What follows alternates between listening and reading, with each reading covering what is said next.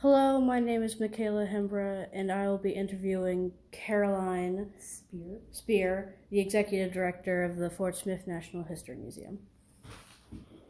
So my first question for you is, tell me about the town when it was first expanded in 1838.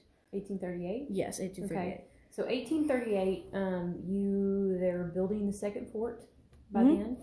then. So the town's founded in 18, actually, I take that back. The town is not officially incorporated until 1842. Oh. Okay. So when you talk about Fort Smith between 1817 and 1842, you're actually talking about the fort. Oh, There the is actual no fort? incorporated town here.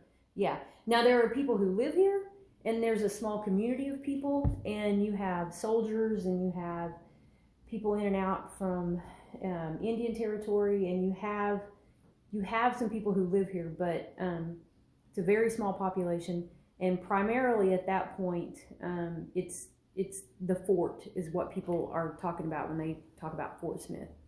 But the actual town wasn't founded until 1842. 42. Mm-hmm. Yes. Now, I say that, and remember that once the fort is founded, all life revolves around the fort. So, and they call it Fort Smith. And when they were going to incorporate the town in 1842, they had actually considered calling the town Belle Point, because when the first soldiers arrived in 1817, they landed at Belle Point. Oh, I see. Which, if you go over to the historic site and go out towards the river, you have to go across the railroad tracks, and it's kind of that way, out towards the river. That it's kind of a knoll out there. That's where the first fort was built, and that was called Belle Point. The Frenchmen had named it Belle Point, who had been through here previously. But they decided to go with Fort Smith because everybody knew it as Fort Smith because of the fort. So it was an easy transition. But you did have a community there by then. Many people were, of course, associated with the fort in some way. So 1838, they're building the second fort. So that's what's happened, or they're done with most of it. The the forced removals are through here about that time. But everything is very centered on the military activity that takes place here. Yeah, I did a little bit of research about it. There was, it was a lot of military, really big, especially when it was first made. Yes, so in the 1830s too, you're seeing a little bit of an expansion as far as in 1817 the fort is opened. In 1824 it's closed. Yeah, I remember that they left it for a little bit, but they came back. Right, they went up to Fort Gibson, and then they came back. And part of the reason that they came back, so it's a wooden fort. The first fort that's here is a wooden fort. So this is quite the expansion. This is a brick, brick two-story buildings. Some of it's not still there, but there were officers' quarters that were kind of as big as this one building over here, a big two-story. But you had, I lost my train of thought. I started thinking about something else. One of the reasons that they came back is, one, so you don't have any police presence here or anything. It's very early. So you have the military. So once the military moved to Fort Gibson, there's, not to say that there wasn't a constable or something, but as far as the law, there's not really anything.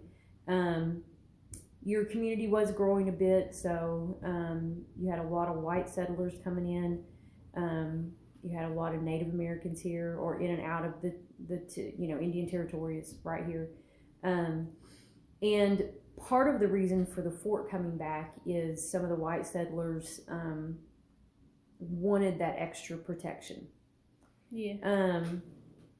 So you had a man named John Rogers who had actually come to Fort Smith as a captain in the Army, and then he became a private citizen fairly soon after that, and he ran what's called the Sutler's Store, which is it's another name for a kind of a dry goods store. Yeah. He was also a businessman, And so he saw that opportunity as a business deal. So he encouraged the people in the community of Fort Smith at that time to write letters to Congress asking basically for the fort to be reopened here and for the military to come back. And he kind of led that and helped make that happen. And it was successful. And so they did build and reopen this fort, but it also, he owned all this land. Oh, really? So it was a huge business deal for him as well. So he was able to sell the land that he owned to the federal government for them to build the second fort. So it was several factors that created the second fort opening. And so in 1838, you do have a lot of activity going on. It's still fairly early, in Fort Smith's history as far as, 1727. That's just 20 years after it's technically been founded. And, but still a very young town. But you do have people establishing businesses and, things beginning to happen. So we're going to skip ahead a lot here. And I wanted you to talk about information about, like, the hanging judge or Judge Parker, because he's really big here. So I'd like you to tell me a little bit about him. Okay, so he arrives in 1875. He is brought here as a judge. He's actually a congressman from Missouri, is what his previous job was.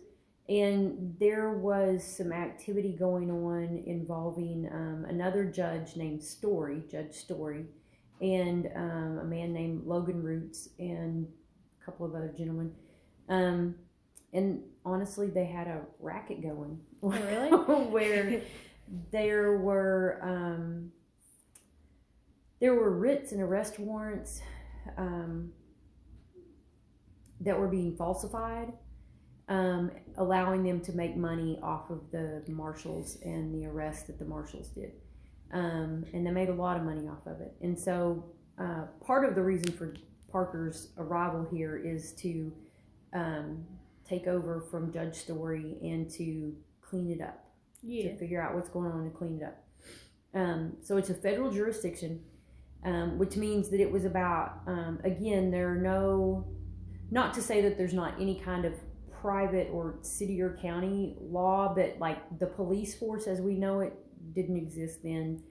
It doesn't come into being until 1888 or something like that. So again, the U.S. Marshals presence here, at that point it's kind of transferred from military to U.S. Marshals, but that's who's kind of keeping the peace to some extent. His federal jurisdiction reached from about the middle of Arkansas west and covered this area of Arkansas, and most of what we know is Oklahoma today. Oh. So it was a huge jurisdiction. You had any crimes that were committed. Okay, so Arkansas is a state. Indian Territory is a territory. So there are different laws that apply in a state and in a territory. And because of that, if you had done something that you didn't want to get caught for, you would go to Indian Territory with kind of taking a gamble and hoping that you might not get caught. They had to come find you. That was the Deputy U.S. Marshals. That was part of their job, is to go into Indian Territory with whatever arrest warrant they had and track down these people and then bring them back. Now, excuse me, the people who came here for trial were either non-native. If it was a trial or an issue between two native peoples, it stayed in the nations. Yes. Okay. So all of the native tribes had their own, they were sovereign nations, they had their own court systems, and still do today. So anything that was to native stayed over there. If it was native to non-native or to non-native, it came here. Now, he tried thousands upon thousands upon thousands of cases. Not all of them were, capital crimes. Not all of them were the worst of the worst. There were some very mundane crimes. but he got the name the Hanging Judge actually from an East Coast paper. They didn't call him that here, but it was a great kind of sensational name to give, and so some East Coast papers began calling him the Hanging Judge, and it really didn't even stick here until after his death. I mean, he just wasn't known here for that, but and part of it was because the first year that he was here, he hung 2 groups of 5 or 6 men. Like, it's a pretty impactful statement. Your capital crimes, which were murder, rape, a combination thereof, or even grand larceny, which is horse theft, could be sentenced to hang. He didn't actually personally pass that judgment. A jury did. I heard that he never went to any of the hangings that he sentenced. He didn't. There's a myth that he watched them from the window of the courthouse, and that's not true. He didn't attend the hangings, but he usually, from what I know, he did like manual labor on those days, something like that. But the worst of your crimes are what would receive a possible death sentence. And if somebody was sentenced to death at that time, the federal law was that it was death by hanging. And so that's why you had the executions that happened as they did. And like I said, I mean, statistically speaking, he tried 14,000 cases, and out of those there were 72 that were sentenced to hang, and or 78, something like that, and 69 or so of them actually hung. So statistically speaking, he didn't hang that many people in his court, but it's a dramatic sentence, and happened. Some of them may have been more than once a year. You might have had one once a year, but that's still a big event to have happen. Is it recording? Yeah, it's still recording. We've been doing it for like 8 minutes. I was just checking. No, that's fine. I've interviewed like that before, and I was worried that. What about some of the wars that took place here, since there was a lot of military?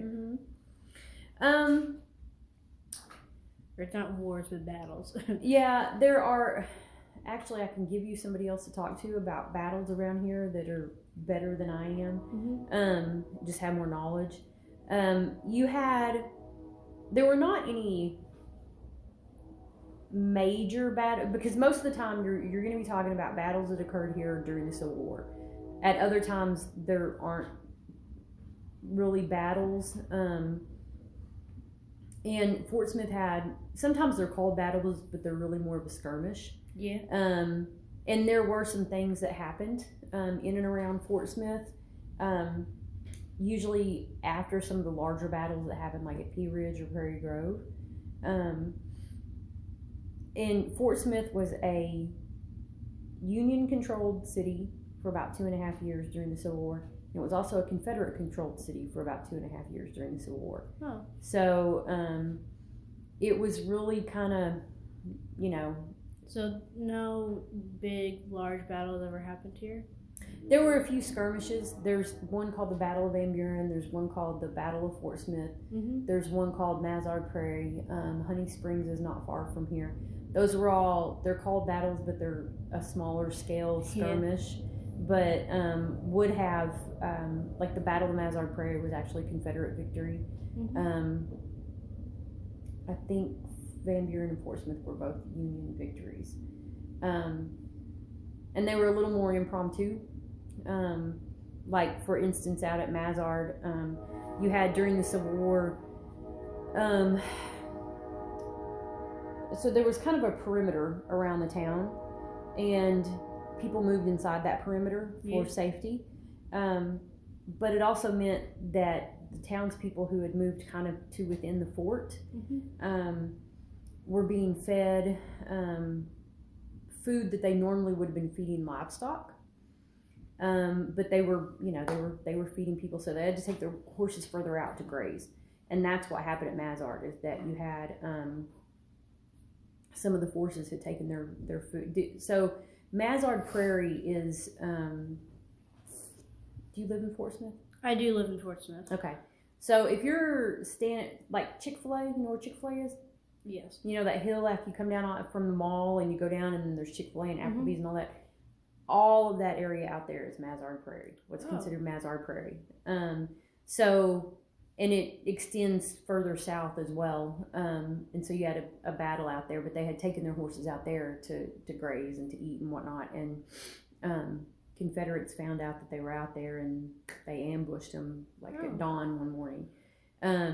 So Fort Smith is actually a fairly significant in the Eastern Theater, or in the Western Theater during the Civil War. But when you think of battles and you think of like Gettysburg or Antietam or something like that, there were not those large scale battles here, but there were other smaller scale battles here. And like I said, if you really want to go into depth about that, I've got somebody else that you can talk to that can go into a whole lot more detail than I can. But Fort Smith was one of those towns that,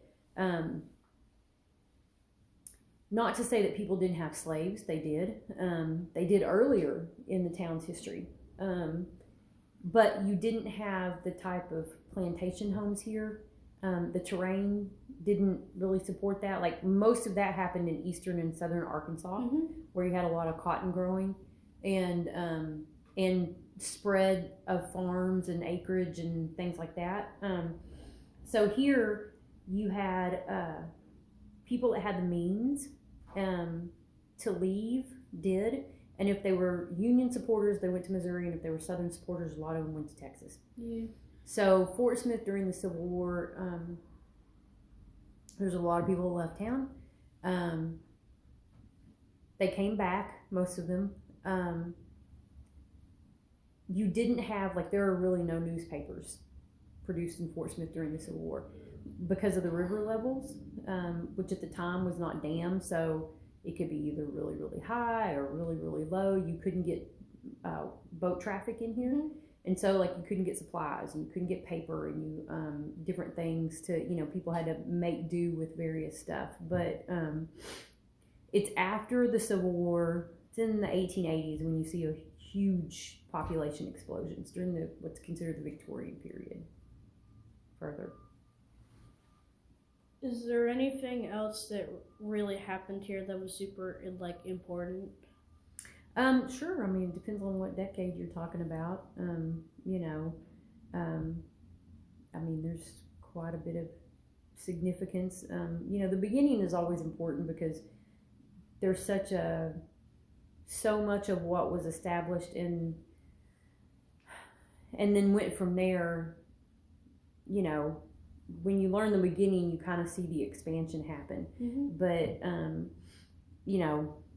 mean, it kind of depends on what particular era you're talking about. That Fort Smith had the second flight in the U.S. happened here. Ooh, the second flight? Yep. Yeah. Second, first or second airmail drop happened here as well. And it was literally one of those things that out near what's K. Rogers Park today, there was another park out there called League Park. And there was a man named Bud Mars, and he was doing a countrywide tour. And they shipped his plane in boxes, and they put it together out there, and it was a biplane.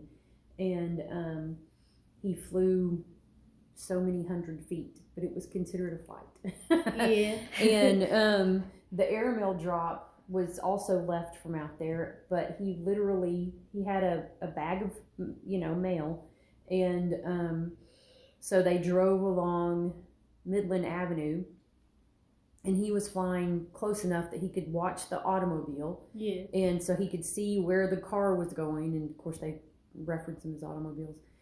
He pretty much just followed the automobile down to the courthouse down here. And when he got close enough to the courthouse, and he's flying fairly low, he reached over and took the bag of mail and dropped it out of the plane, and it hit the courthouse, ground, and that's the airmail drop. That's I think it's the second. I'm not sure. I have to look that up.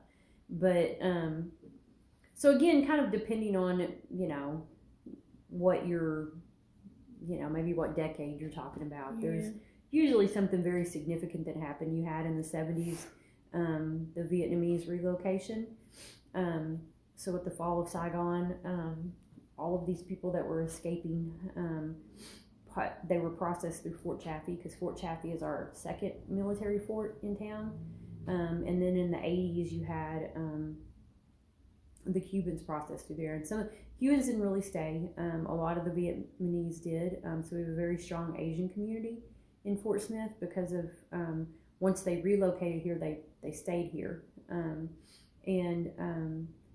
Cubans it was when Fidel Castro opened up his borders and sent everybody out, and we ended up with significant population of Cubans who once they were able went back to Florida. They didn't for the most part stay here, but again, it kind of depends on the decade you're talking about as to